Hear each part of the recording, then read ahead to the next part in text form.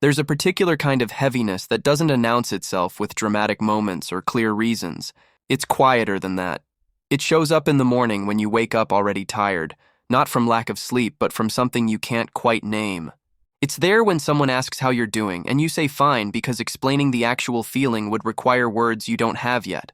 When life feels heavy, the instinct is often to push harder, to be more productive, more present, and more capable. There's this unspoken belief that if you could just manage yourself better, organize your days more efficiently, think more positively, the weight would lift.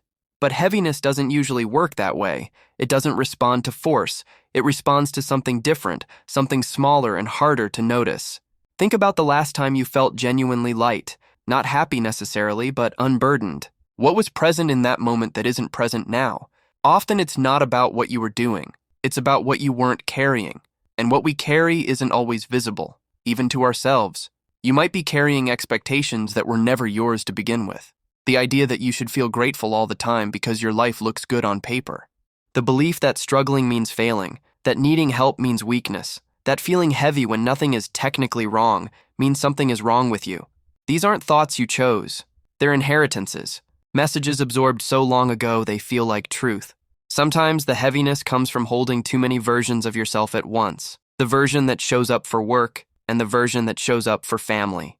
The version you think you should be, the version you used to be, and the version you're afraid of becoming. Each one requires energy. Each one requires you to monitor yourself, to make sure you're being the right one at the right time. That constant self-monitoring is exhausting in a way rest doesn't always fix. Here's the part most people miss.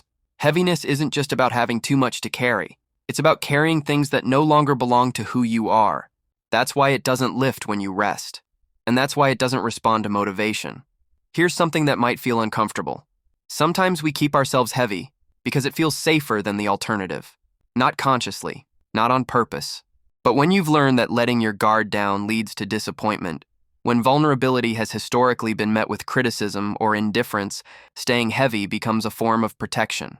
If you're already braced, already prepared for things to be hard, then nothing can catch you off guard. The weight becomes familiar, and familiar, even when painful, can feel more manageable than unknown. Notice what happens in your body when someone offers you genuine care. Not advice, not solutions, just presence. Does part of you relax? Or does part of you tense up, suddenly aware of how much you've been holding? Sometimes receiving softness is harder than continuing to carry everything alone, because it reveals just how long you've been doing exactly that. The small mental shifts that help aren't about positive thinking or reframing. They're about recognition, about seeing what's actually happening instead of what you think should be happening. When you notice you're feeling heavy, what's the first thing you tell yourself about it? Is it something kind? Or is it a judgment, a criticism, an assessment of your insufficiency? Most people, when they feel this way, add a second layer of heaviness by deciding the first layer means something bad about them. The original weight gets compounded by shame about the weight, and then by frustration about the shame. Until you're not just carrying what you're carrying the story about what it means that you're carrying it. One shift. What if the heaviness isn't a problem to solve but information to notice? What if it's your system's way of saying something needs attention, not fixing? When you feel heavy after spending time with certain people, that's information. When you feel heavy after saying yes to something you wanted to say no to, that's information. When you feel heavy in the quiet moments when there's nothing to distract you from yourself, that's information too. The discomfort isn't random, it's precise, and it's pointing somewhere you've been avoiding without realizing it. You don't have to do anything with that information immediately. You don't have to change everything or make big decisions. Sometimes just acknowledging what's true. I feel heavier after these interactions. I feel lighter when I'm doing this, or I've been performing energy I don't actually have. Sometimes that acknowledgement alone shifts something. Think about how you move through a day when everything feels heavy. You probably move faster, trying to outrun the feeling. You probably say yes more than you want to because saying no feels like one more thing to carry. You probably stay busy because stillness makes the heaviness more obvious. These aren't failures. These are strategies you developed for very good reasons. But strategies that worked once don't always work forever. Another shift. Notice the difference between rest and numbing. Rest is when you stop and actually let yourself stop. Numbing is when you stop but keep your mind running, keep scrolling, keep consuming, keep anything from settling. We're taught that rest is earned, that you have to deserve it by being productive enough first. But heaviness often comes from never actually resting, from always being slightly on, slightly performing, or slightly monitoring yourself. What would it mean to let yourself be heavy without trying to fix it right away? Not forever, not as a permanent state, but for an afternoon, for an evening, to just acknowledge. This is hard right now. I'm carrying a lot, and I don't have to also carry the pressure to not be carrying it. You might notice that when you stop fighting the heaviness, it doesn't necessarily get worse. Sometimes it just becomes clearer. You can see what it's actually made of. And when you can see what it's made of, you can start to distinguish between what's yours to carry and what you picked up along the way without realizing.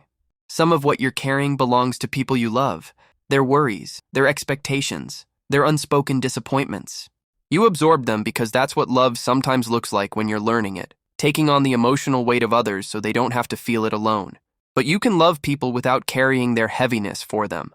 That shift takes time, because letting go of what isn't yours means risking that they might struggle with it themselves. Here's what's true. You're not heavy because you're broken. You're heavy because you're human. And being human right now, with these pressures, these expectations, these inherited stories, is genuinely hard. The heaviness makes sense. It's not a flaw in your resilience. It's what happens when you've been strong for too long without being met. Sometimes the exhaustion isn't telling you to try harder. It's telling you to stop pretending you're fine. The smallest shift might be the most important one. Letting yourself matter, not in an abstract way, not in a self-care way, but in the daily, unglamorous recognition that your comfort matters. Your boundaries matter. Your need for rest and softness and space matters, even when no one else is noticing, especially then.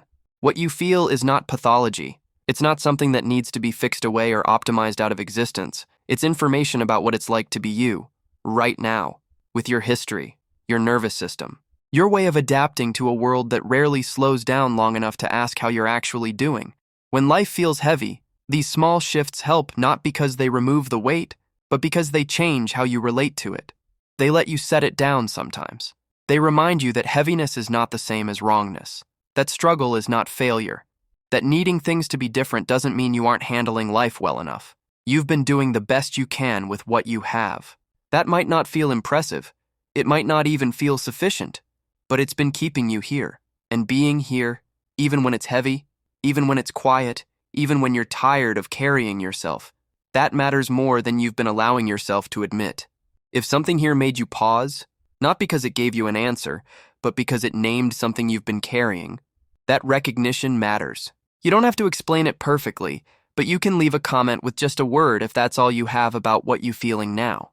And if you want more conversations like this, the kind that don't rush you or try to fix you, subscribe. See you next time.